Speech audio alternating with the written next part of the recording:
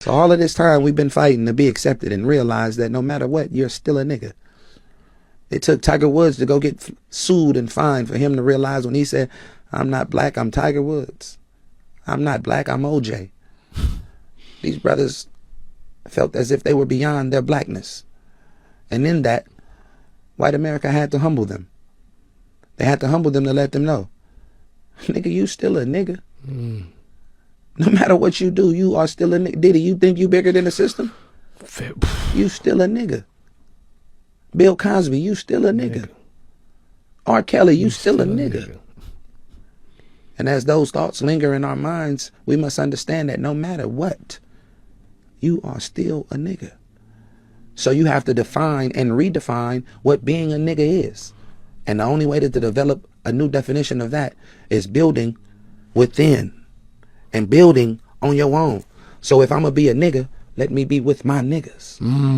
I think Kanye said, even if you in a bean, still a nigga. And even his points were so valid.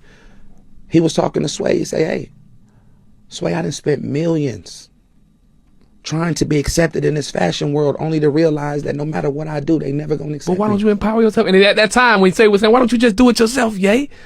That was that fighting at the table mentality instead of building his own. And at the time, he wasn't understanding because his whole thing was, but I want to be accepted by them. These are people that... Why we want to be accepted so bad? Because it feels like it gives you validation. A brother can tell you, man, you got a good look on yourself, man, all day, man. You got... But as soon as one of these white folks come in here and say, man, I love your podcast, now all of a sudden you smelling yourself a little bit different.